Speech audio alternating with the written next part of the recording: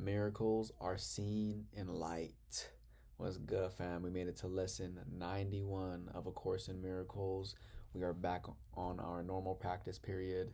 We finished the review lessons yesterday. There will be more in the future, but for now, we are going to get back into this powerful information, and we are going to understand that miracles are seen in light. Love is seen in light.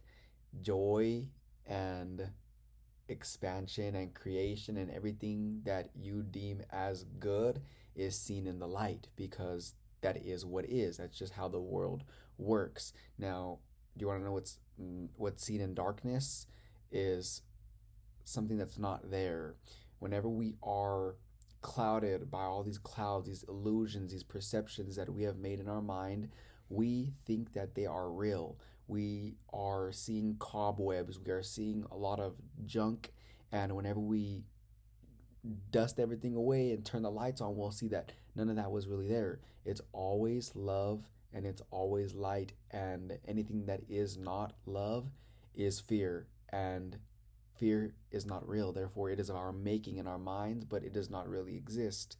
Now, we're going to understand why that's true as we read today's lesson, but just understand that the fact that me and you are in the process of maintaining this state of enlightenment forevermore is what is going to cause us to have true vision. It's going to cause us to have vision, meaning we see much more than what the body's eyes are showing us. You see, me and you think that we're seeing the real world with these eyes, when really these are just vibrational interpreters. But there's a lot more going on behind the scenes. And again, I'll use the analogy of the dog whistle, or I'll use the analogy of 100.9 FM. It's playing right now, and we may not hear nothing, right? You just hear my voice. You don't hear no radio signal.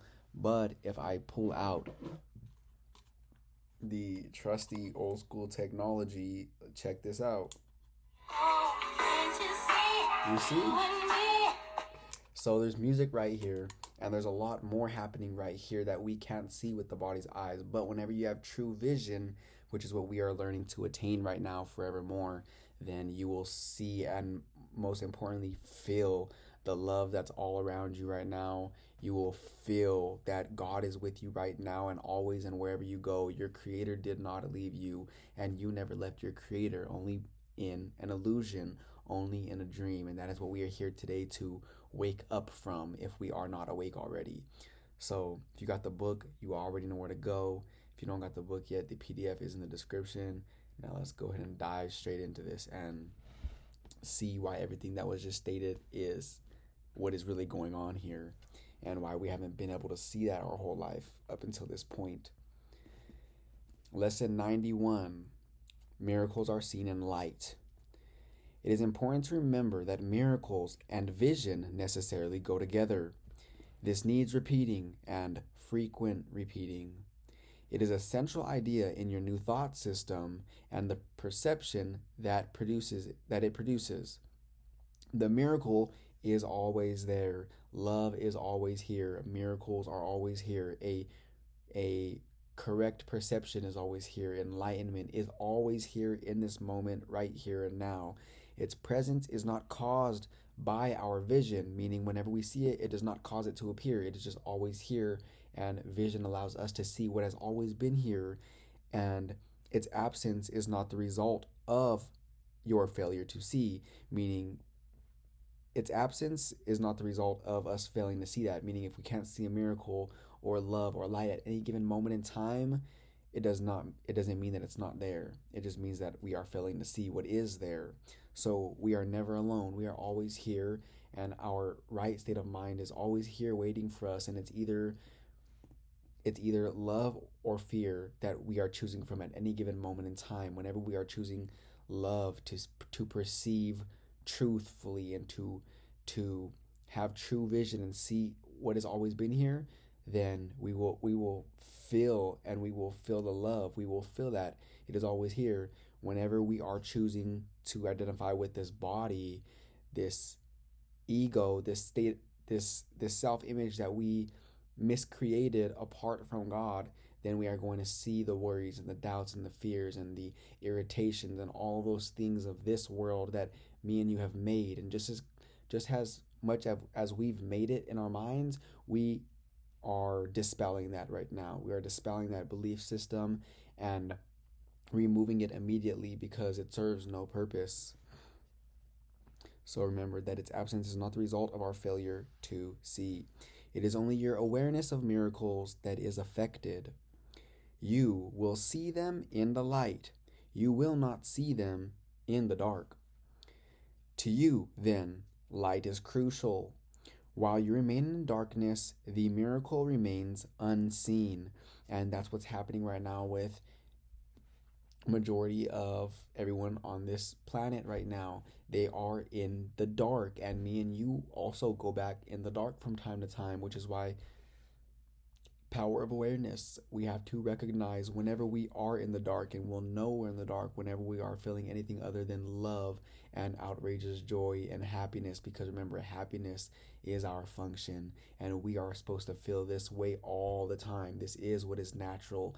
Fear is the stranger here, and whenever we are feeling any emotions that are based on fear, such as worry, upset, anger, irritation, depression, etc., that's a clear sign and indicator letting us know that we are in the darkness and the miracle remains unseen, although it is not there. It is there, but we are just failing to see it. And our failure to see it, remember, does not mean that it is absent. It just means that we are in that moment perceiving falsely. And that's exactly what a miracle is there for, to allow us to perceive correctly and see that there is nothing to fear.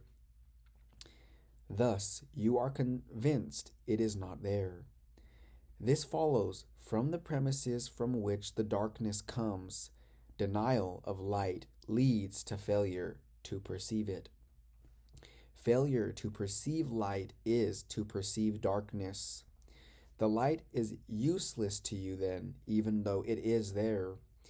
You cannot use it because its presence is unknown to you, and the seeming reality of the darkness makes the idea of light meaningless. Now, a good analogy that I'm going to use here is, and it states right here, you cannot use it because its presence is unknown to you.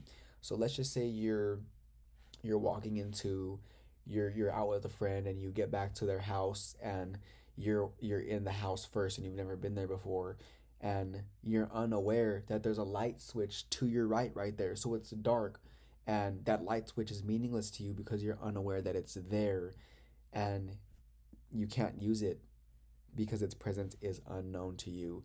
But if we were aware that light switch was there, we would flick it on and the light would be there.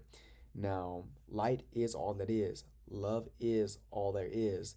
And whenever me and you fail to see that in any given moment in time, then we are the problem, if you will.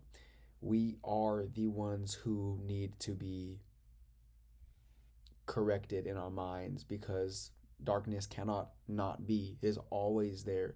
This state of mind is always here in this present moment. We are not going to find it in the past. We're not going to find it in the future. We're going to find it right now whenever we allow our minds to no longer be preoccupied with past thoughts. Our minds are so preoccupied with what happened last week, last month, last year, a second ago, that it's blocking us from perceiving the perfection of the now. And if we're unaware that that's here, it's useless to us. So let's go ahead and continue, but let's just know that we have to be aware whenever we are not in the state of mind, because something's completely wrong. Something is up. The Son of God fell asleep again, and it is needless to be asleep whenever the light is here and the light has come.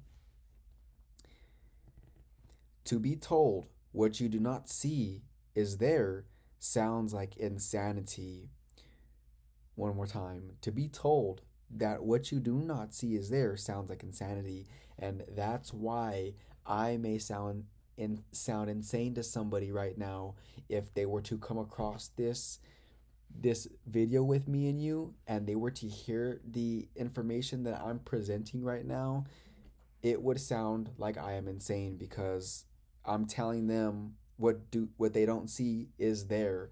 But they're also insane to us, because we're trying to tell them what's here, and they think that it's not here. So this is a good example of how the Course says that the ego is in direct opposition to true vision, to truth. There is truth and there is false. There is what is and there is what is not. There is love and there is fear. There is everything and there is nothing.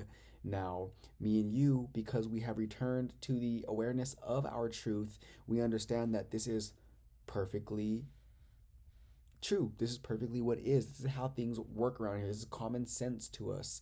Now, us trying to tell somebody that this is here right now and they can't see it will make us appear insane because they have the glasses on and they are seeing the world through the glasses.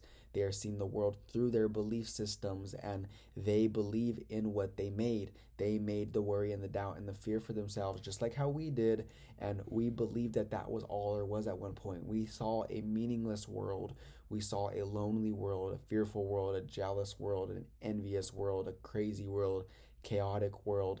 And now that we have removed the glasses and we threw away everything that we made because it served no purpose for us, because it was done without our knowledge of who we really are, we said we don't want that no more. We took off the shades and we are here in our perfect awareness of the light and the miracle that is here. And somebody who still has the glasses on is unable to see this, no matter what words we use, no matter what, even if we are experiencing this knowledge and we're right next to them, this is a state of mind that they have to experience for themselves. And the only way you could experience this is to free yourself from all the chains that are holding you down from going up, to cut off all the sandbags from the hot air balloon that are prohibiting you from going up. From they are unaware that the light switch is right next to them and they could see the light that is there right now. They can take off the glasses right now in this instant and be reminded of everything that me and you are aware of right now in this instant. But most people don't want to do that because when identifying with the ego, they want what is not best for them, insanely thinking that it is what they want, meaning the ego looks for any shred of evidence in anybody's wrongdoing, because seeing the ego in someone else is what perpetuates your ego's existence. It justifies you being in that fearful state of mind because someone else is fearful as well. Or if you've ever felt good whenever somebody failed at something or something didn't go someone's way, that's not really who you are. That's just the ego, and you felt good in that moment when something didn't go the way someone else wanted it to because it justified what is not. Everything is always going out in our favor, but whenever we see another child of God sleeping, it makes us feel good because it makes us feel like we're not alone, because we feel separate and we need that constant validation from the world letting us know that we're not alone here. And it's because we believe we're alone and we don't understand that we are one with and a part of all that is, and we are as God created us right here in this moment. Now these words are very great and all, but again, it is an experience to experience what these words are conveying, and to get someone to see that everything they want is here right now. They believe in separation. Me and you, when we're asleep, believe in separation. So we believe that it's going to take time to get the things that we want in this world. And we believe that we need these things in this world to make us whole. And all of this insane thinking is just not so. That is how we feel whenever we are in the dark. And because me and you have turned the lights on and removed the shades and we see purely, we understand that this is totally what is happening here. And this information may sound insane to somebody who hasn't removed the glasses yet, just like how we look at them and now, because we're in our right minds, we see how insane we were living at one point as well. We see how insane the whole world is living because they believe in something that is not there. So let's go ahead and continue. But this is what's going on right now. To be told that what you do not see is there sounds like insanity. It is very difficult to become convinced that it is insanity not to see what is there and to see what is not there instead. You do not doubt that the body's eyes can see. You do not doubt the images they show you are reality. Your faith lies in the darkness, not the light. How can this be reversed? For you, it is impossible. But you are not alone in this. Your efforts, however little they may be, have strong support. Did you but realize how great this strength your doubt did you but realize how great this strength your doubts would vanish.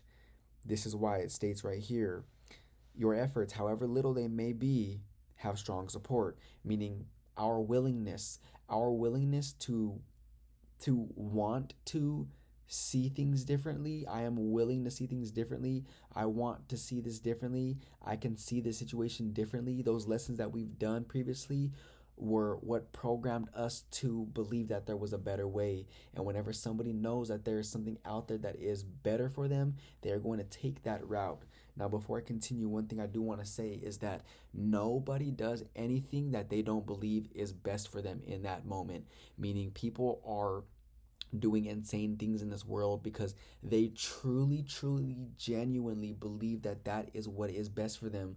They truly believe that that is what's in their best interest. Even if it's attacking another at that moment in time, that's what seemed like their salvation. Attacking that person was what is going to save them. So they acted in an insane way because they believed that that was in their best favor. Me and you watching this video right now is because you believe that this would be in your best interest. Nobody does anything that they don't believe is in their best interest. Me making this video is because I believe that this is in my best interest. And anything we do, just one more time, because that repetition is necessary. Everything that we do is because we believe that it is what's best for us.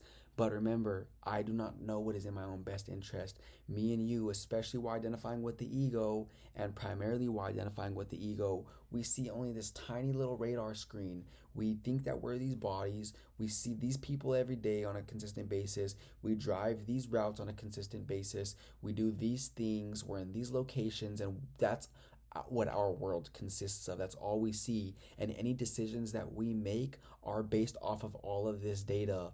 And we think that we know what's in our best interest when there's a whole broad, expansive, limitless universe out there. And we don't consider that because we don't know what we don't know. Now, I'm going to go back and read this here one more time. Did you but realize how great this strength, your doubts would vanish. Now, our willingness is what is necessary, because me and you being willing and seeing that there's something different is all that we need for the Holy Spirit to step in, for who we really are to step in, for our whole mind, the part of our mind that never left all that is, the part of our mind that is still whole and undivided, and God, whatever it is that you would like to call that higher power that is guiding you, the part of you that fell asleep, is here right now. And just our willingness alone is what is opening the doors for that guidance and knowledge to step in and lead us on where to go through thoughts. Do this, say this, say this to this person, go this way instead of going that way. And it's being inserted in our minds, letting us know what to do because we stated that we were willing. Now remember, me and you have free will, and nothing could be inserted in our life without our will, meaning we have to want to be helped. We have to want to be guided. We have to ask for help whenever we are in need of it. But how does somebody know they're in need of help when they're unaware that they are in the dark? This is why this information we're discussing is very important to familiarize yourself with and repeat very frequently, so that way it becomes a program in your mind, so that way it happens on autopilot, so that way you know when you're in the dark, and you know when you're asleep, and you know when you're awake, and you know that you are in the real world. When we are asleep, we are simply in the world of our making that always engenders fear, because a meaningless world engenders fear. Remember, a meaningless world engenders fear, but God did not create a meaningless world. God creates only like himself, meaning love, light, eternal, etc. And anything that is not in harmony with those attributes is not real at all. So every single thing that we're living right here, although it may sound hard to believe to the sleeping mind, is all an illusion, and me and you here being aware of that fact allows us to no longer be controlled by the illusion. We understand that we are one within a part of all that is, and we made this world that we're living in, and we can become in control again, because right now for most people this world is controlling them, and it can't really control them because nothing can't control everything. Nothing can't control something that is real like ourselves. But because we gave our belief, aka our power, to this thing out there that we think is real, it controls us now. We need those conditions to play out in certain ways so that way we are happy. And if something doesn't go the way that we think it should go, then we are upset and we get triggered. But the fact that you're getting triggered and I'm getting triggered by things not going in the way we think they should go says something about how much salvation we put in this illusion, in this world. It is really super simple, and again, this information is common sense. It's common sense to know that you are projecting all your fears out there, and it's not so common no more because the whole world did a 180-degree turn, and now we believe in everything that's in direct opposition to truth and knowledge. And us being reminded here today of the real world is what is going to cause us to no longer participate in all the worry, the doubt, the fear, the drama. Me and you no longer have to participate in that because we see that we are not affected by it. We are actually at cause over our environments. We are in dominion and control over everything that happens in our reality. Me and you create our own reality. And when you're asleep, you can't do that because you can't create whenever you still believe in fear, because they are in direct opposition to one another. You can't follow two masters. You can't believe two things that are in opposition to one another, because you are spreading your attention both ways, and therefore you're neutralizing their effects. But whenever you put all your attention directly towards truth and you're in this state of mind, now creation will be so much powerful. Me and you and everyone else who is in the real world can be over here kicking back in the real world, creating with our minds like we intended to. We didn't intend to miscreate and put all our power out there on meaningless clothing and meaningless vehicles and meaningless all these material things and relationships. No, me and you intended to create. And the only way we could create is by knowing who and what we are and the power that lies within us as us. So let's go ahead and continue, but keep everything that was just said on your mind, and I will do the same. Today, we will devote ourselves to the attempt to let you feel this strength. When you have felt the strength in you, which makes all miracles within your easy reach, you will not doubt. The miracles your sense of weakness hides will leap into awareness as you feel the strength in you. 3 times today, set aside about 10 minutes for a quiet time in which you try to leave your weakness behind. This is powerful. I'm going to read this one more time. 3 times today, set aside about 10 minutes for quiet time in which you try to leave your weakness behind. Now remember, although we're watching these videos together and we're being in each other's presence together, we have to remember that if we want the most benefit out of these, we have to give these lessons attention throughout the day, even when me and you go our separate ways. Meaning 3 times today, me and you are going to set aside about 10 minutes for a quiet time, and we are going to try to leave all our weakness behind. Meaning we are going to set that time aside, put a 10-minute timer on your phone, put a reminder if necessary, and sit there in silence and close your eyes if you need to, or focus on a candle flame, or listen to the sound of the air conditioner or running water or a waterfall, or whatever it is that helps you get into a state of non-resistance. Because most of the times our mind is so cluttered with sound, we can't focus in on one intention. I'm going to bring this back up because this is a good analogy. Watch. this is what we are hearing. This static that we hear is a bunch of different channels right now all playing at once, and we can't hear nothing clearly because there's too much going on at once. We're trying to focus our attention too much on one thing at one time. But if we fine tune our attention on one thing,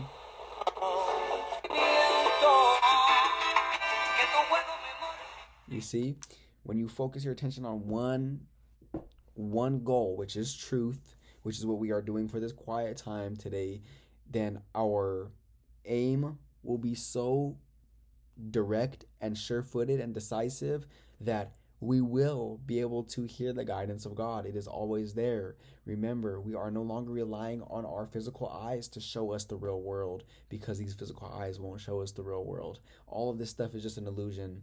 We wandered off and we believe that we're these bodies now, and me and you are here together reminding ourselves that it's time to go back home. Now, home is right here and now, and we never really left. And it is only a belief that we did.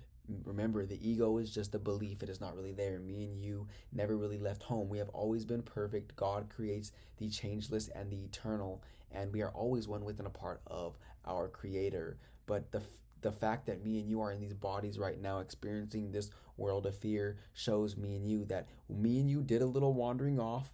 Our minds wandered off, and we believed that we were apart from our Creator, and this body is a perfect representation of that belief because it implies separation. Now remember, God only creates the eternal. This body is not eternal. This body is not who you are, although we thought it was our entire lives. But it is not, thank goodness. And this is temporary, meaning God did not create it, but me and you, we did. And this is a device that the Holy Spirit uses, if you will.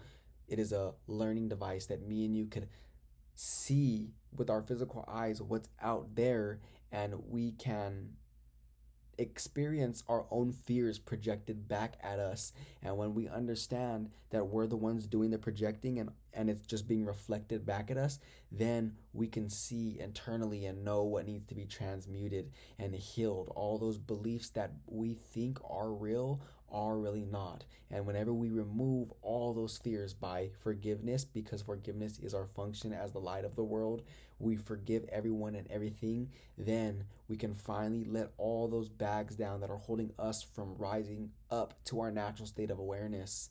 So let's go ahead and continue. But a lot of this stuff that we're discussing right now is it is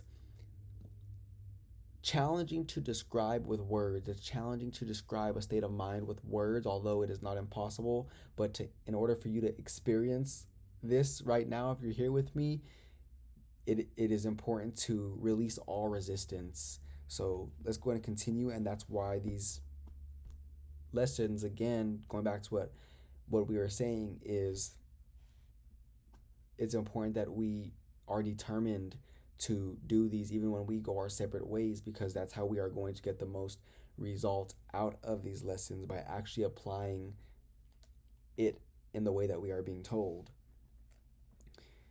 This is accomplished very simply as you instruct yourself that you are not a body. Faith goes to what you want, and you instruct your mind accordingly. Your will remains your teacher, and your will has all the strength to do what it desires. You can escape the body if you choose. You can experience the strength in you. Begin the longer practice periods with this statement of true cause and effect relationships. Miracles are seen in light. The body's eyes do not perceive the light. But I am not a body. What am I? The question with which this statement ends is needed for our exercise today. What you think you are is a belief to be undone. Beautifully stated, worthy of being highlighted one more time. What you think you are is a belief that needs to be undone. The fact that me and you believe that we are these bodies is a belief that needs to be undone, because the body's eyes do not perceive the light. The body's ears and our senses do not perceive the light, meaning you are perceiving a world of darkness right now. And true vision goes way beyond what these bodies' eyes can see, which is why what we think we are is a belief that needs to be undone. But what you really are must be revealed to you. The belief you are a body calls for correction, being a mistake. The truth of what you are calls on the strength in you to bring your awareness what the mistake conceals. Another beautiful line. I'm going to read that one more time.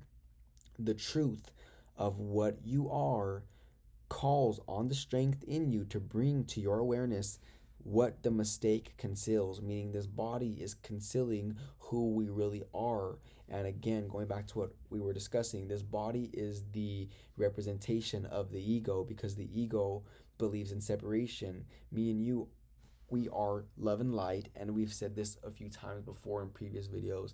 Me and you are love and light, and we have found out here that we have always been home. We have always been with our creator. We cannot leave, but we wandered off in our minds, and we believe that what would it be like to be apart from our creator? What would it be like to be separate from all that is, from each other? What would it be like? And we had that curious little idea, and we wandered off because of how powerful creators we are, and we created, or we could use miscreated, this world and these bodies. Now, it's not a bad thing in itself. It is neutral. The body is neutral. It is neither bad or good. It just is. But who we really are right now is being concealed in these bodies, and we think that we are these bodies when we're identified with the ego. And it is very important for us to frequently repeat to ourselves that me and you are spirit. We are the life that is animating these bodies, and only with true vision and true awareness can we come to that realization, because we're not going to be able to see it with our physical eyes. We can't hear it or smell it or taste it or touch it. But you know what's insane is that everybody who believes that they can't see, hear, smell, taste, or touch something, they believe it's not there. And again, we can use the analogy of the radio that's playing right now, but we can't hear it. The dog whistle, there's light that we can't perceive, that is not on the spectrum that our eyes can interpret. There's so much stuff going on right here, right now, beyond what our physical body can perceive.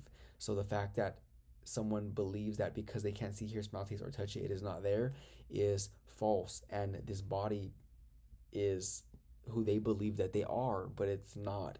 It's only a mere hallucination, and it is of their own doing, their own miscreating. And whenever they understand who they really are, then they can live joyous lives and improve the quality of everything that's going on, because they know that they are creators, and they can begin to create properly with intention and focus and deliberate intent, rather than wandering off, giving your attention to everything that grabs your attention.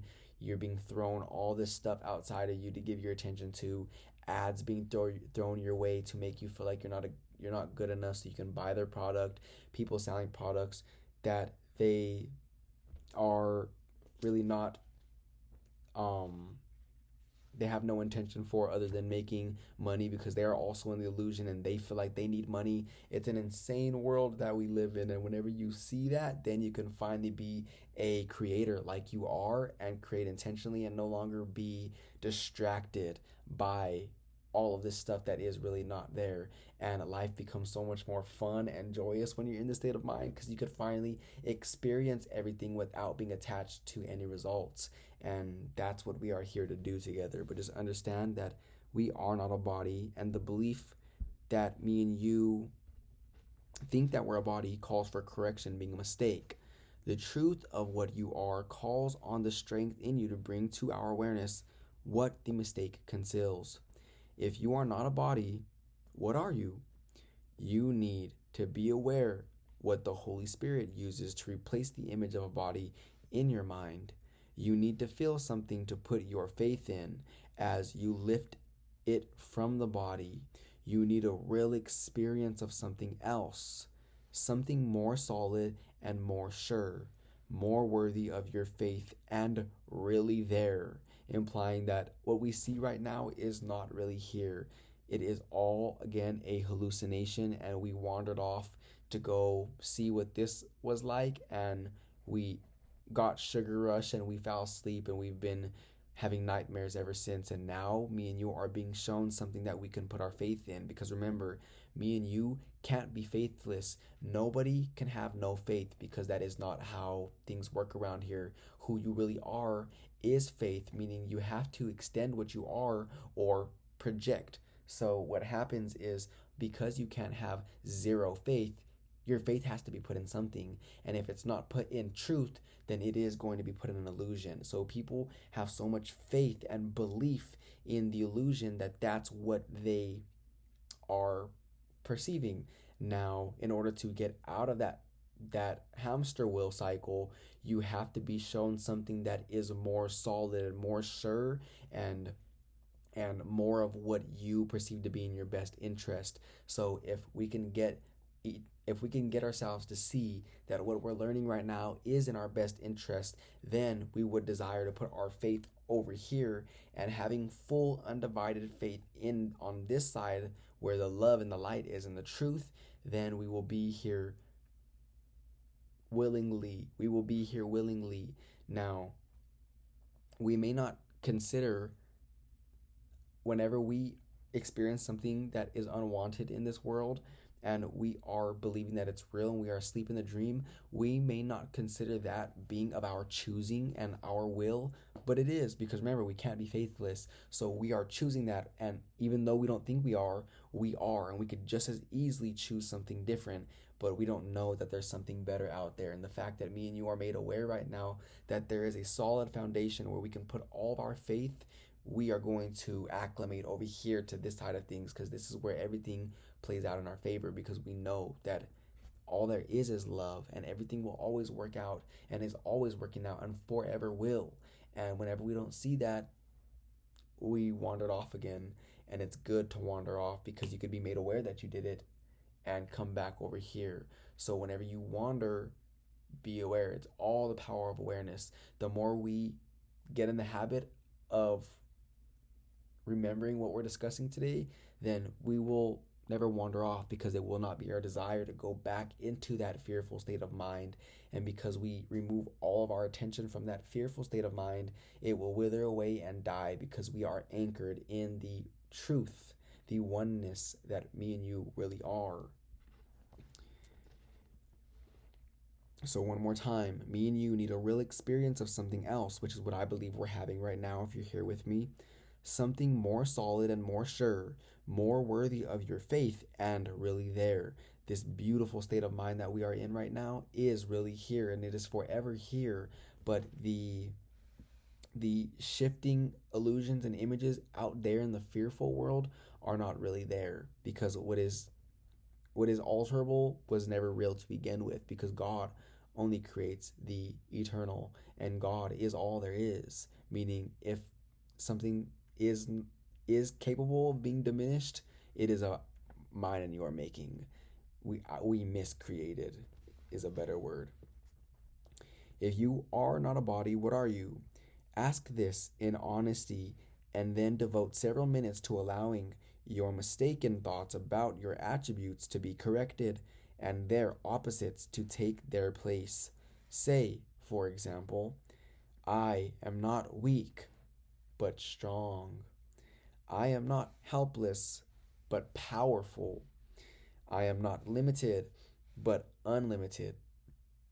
I am not doubtful, but certain. I am not an illusion, but a reality.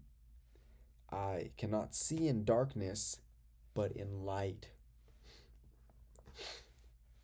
In the second phase of the exercise period, try to experience these truths about yourself. Concentrate particularly on the experience of strength. Remember that all sense of weakness is associated with the belief you are a body, a belief that is mistaken and deserves no faith. Remember, our whole lives we've been putting our faith in what we see with our body's eyes, but now it is time to remove our faith from what was never real to begin with and put it back in a state of mind that is so pure that we will never want to return to where we were before. to the worry and the doubts and the fears that we put all our faith in. And because we put our faith in them, we believed in them. We believed that they were real, and we were only in the dark. And when we're in the dark, we can't see miracles, because miracles are seen in the light. Love is seen in the light. Love is light, and you can't interpret something that you don't believe is there. But when you know that it's there and you put all your faith in what is really there, then what was never there to begin with will be vanished from your mind, because you are in your right mind. You are perceiving correctly, and you know finally, once again, what's in your best interest.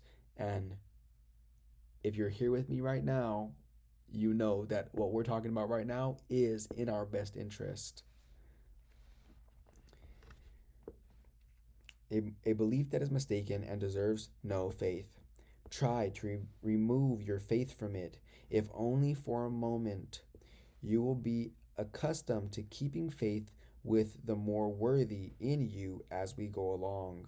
Relax for the rest of the practice period, confident that your efforts, however meager, are fully supported by the strength of God and all his thoughts. It is from them that your strength will come. It is through their strong support that you will feel the strength in you. They are united with you in this practice period, in which you share a purpose like their own. Theirs is the light in which you will see miracles, because their strength is yours. Their strength becomes your eyes, that you may see. 5 or 6 times an hour at reasonably regular intervals, remind yourself that miracles are seen in light. Also, be sure to meet temptation with today's idea. This form would be helpful for this special purpose. Miracles are seen in light. Let me not close my eyes because of this. One more time. Whenever we are experiencing anything that is tempting us to believe in the fear and put our faith in the illusion, we say, miracles are seen in light. Let me not close my eyes of this. Let me not let this illusion of this world put me back to sleep. Everything of this world you can consider like melatonin. It is like a shiny object that whenever you give your attention to for a little bit, it puts you to bed. And now you're back in the illusion, thinking that you need something in order to be whole, because you don't know that you're whole already. Thinking that you need this relationship to feel love, because you don't know that you are love. Thinking that you need these things to happen or not to happen, so that way you feel secure or sure-footed or clear, clarity, love, joy, happiness. All those attributes are what me and you are.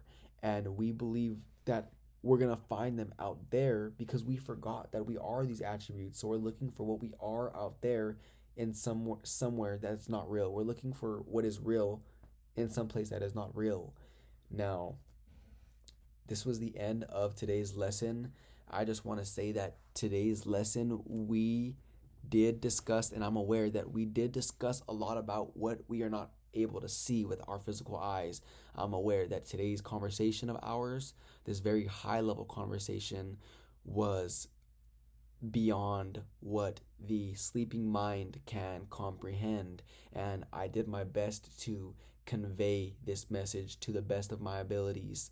So if you're here with me right now and you experienced what was just experienced, then congratulations. We are awake. Now let's not go back to sleep, and let's not close our eyes because of any situation that may occur out there today. Let's make sure to do this powerful lesson on our own time today when we go our separate ways, and we will meet here again tomorrow for lesson 92 of A Course in Miracles.